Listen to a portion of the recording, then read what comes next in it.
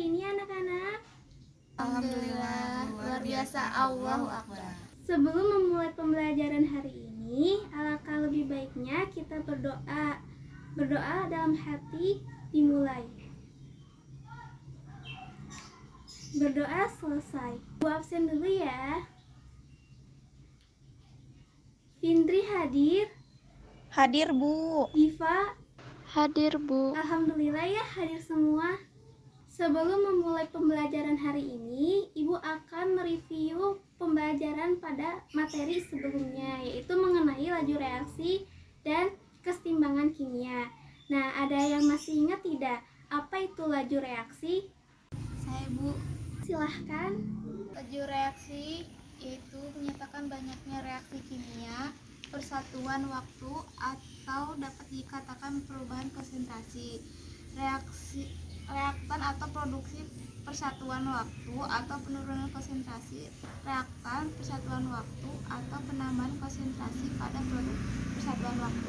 Ya, betul ya. Jadi, laju reaksi itu adalah perubahan konsentrasi reaktan atau produk persatuan waktu, atau dapat dikatakan penurunan konsentrasi reaktan persatuan waktu atau penambahan konsentrasi produk persatuan waktu. Nah, ada yang masih ingat tidak? Apa itu kesetimbangan kimia? Ya, saya, Bu. Ya, silahkan. Kesetimbangan kimia adalah reaksi kimia terjadi secara reversibel, artinya reaksi di mana produk reaksi dapat bereaksi balik membentuk reaktan, atau dapat dikatakan bolak-balik. Kesetimbangan kimia tercapai ketika laju reaksi maju sama dengan laju reaksi balik, dan konsentrasi dari reaktan dan produk tidak berubah lagi. Ya, betul ya. Jadi kesetimbangan kimia itu adalah reaksi antara dua arah. Jadi yang dapat dikatakan itu reversibel.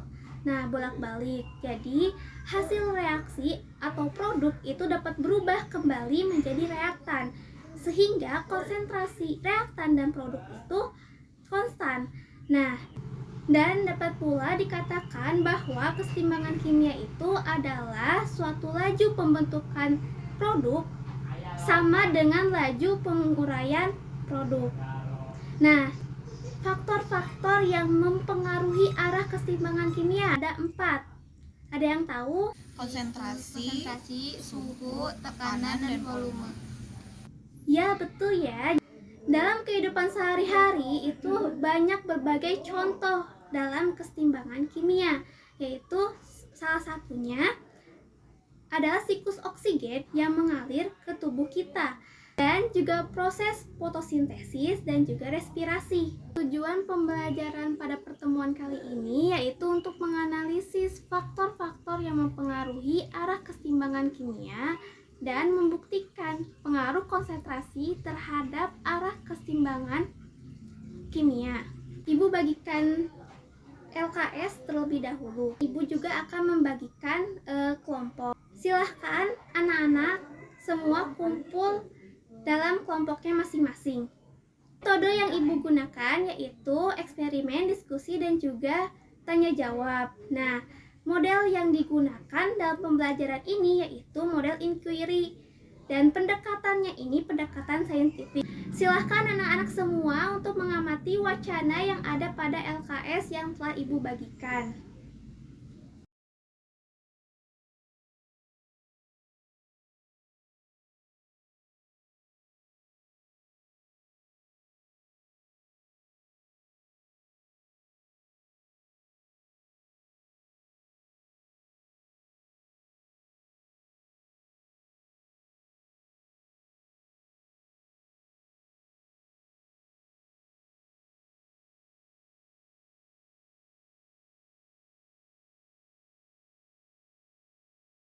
Dalam wacana yang telah disajikan, terdapat berbagai rumusan masalah.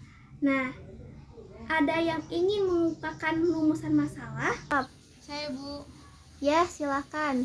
Rumusan masalah yang pertama adalah bagaimana pengaruh konsentrasi pada arah pergeseran kesetimbangan kimia. Kedua, bagaimana cara membuktikan bahwa faktor konsentrasi mempengaruhi arah pergeseran kesetimbangan kimia. Dan bagaimana hasil pembuktian tersebut? Rumusan masalah telah dikemukakan oleh teman kalian. Nah, bagaimana untuk hipotesis dari rumusan masalah yang telah dirumuskan? Ada yang ingin mengajukan hipotesis dari rumusan masalah yang teman kalian sampaikan? Ya, saya Bu. Ya, silahkan. Hipotesis pertanyaan pertama.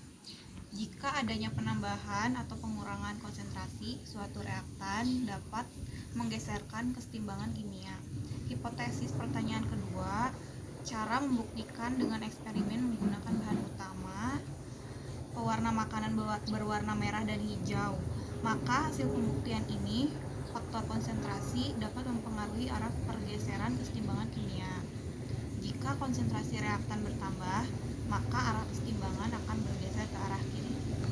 Membuktikan hipotesis yang telah kalian rumuskan, silahkan untuk mengumpulkan data bisa melalui informasi yang ditelusuri oleh buku, internet, dan lain-lainnya, maupun eksperimen, melakukan suatu percobaan.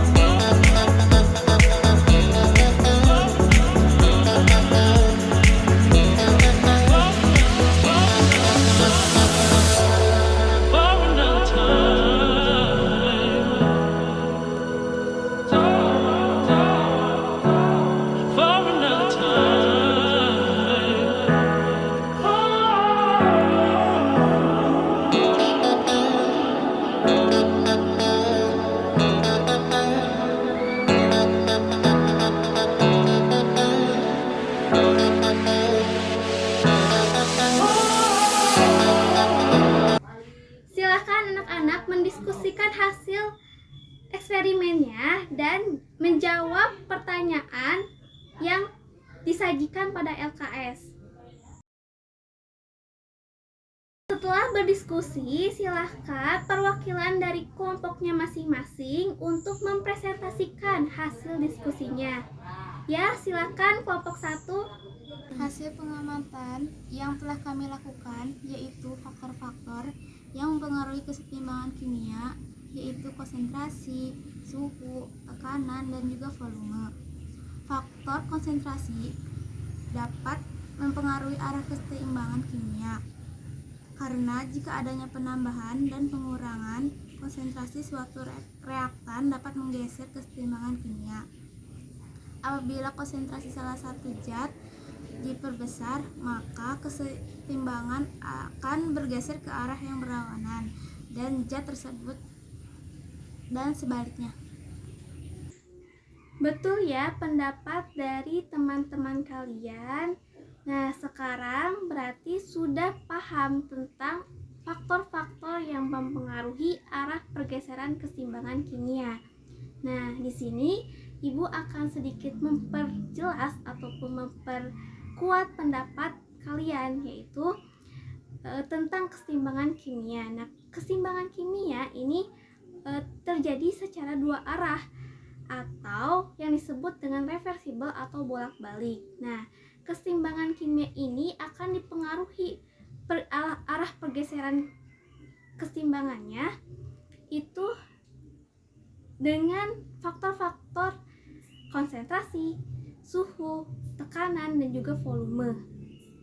Nah, untuk faktor konsentrasi itu apabila adanya penambahan atau pengurangan reaktan itu akan mempengaruhi arah pergeseran keseimbangan kimia. Nah, faktor konsentrasi ini apabila suatu zat ditambahkan maka arah pergeserannya itu ke arah yang berlawanan suatu zat yang ditambahkan tersebut, dan sebaliknya jika adanya pengurangan suatu zat tersebut atau memperkecil suatu zat tersebut, maka arah keseimbangannya itu berpihak pada zat tersebut. Atau dengan kata lain, jika suatu reaktan ditambahkan, maka arah pergeserannya ke arah produk. Sebaliknya, jika suatu reaktan diperkecil, maka arah pergeserannya itu kepada reaktan. Nah, untuk percobaan kali ini dengan cara sederhana dapat diamati dalam wacana, yaitu adanya pewarna makanan merah dan juga hijau. Nah, pewarna makanan merah dan hijau ini sebagai eksperimen yang digunakan untuk bahan utamanya. Nah, untuk pewarna merah itu dijadikan suatu produk, sedangkan pewarna makanan hijau itu dijadikan suatu reaktan. Dari hasil percobaannya tersebut, yaitu pewarna makanan hijau jika ditambahkan maka keseimbangannya akan bergeser ke arah kiri, dan atau disebutkan bahwa suatu larutan hijau atau pewarna hijau itu ditambahkan maka akan bergeser ke arah produk atau ke larutan berwarna merah. Pada pembelajaran hari ini telah selesai. Untuk sebagai bahan evaluasi, kalian membuat esai pada pertemuan kali ini, dan juga Ibu akan membagikan soal-soal untuk sebagai bahan evaluasi dan dikumpulkan pada pertemuan berikutnya. Nah, untuk pertemuan berikutnya itu materinya yaitu perhitungan keseimbangan kimia. Terima kasih atas perhatiannya. Mohon maaf lebih kurangnya. Wassalamualaikum warahmatullahi wabarakatuh. Waalaikumsalam.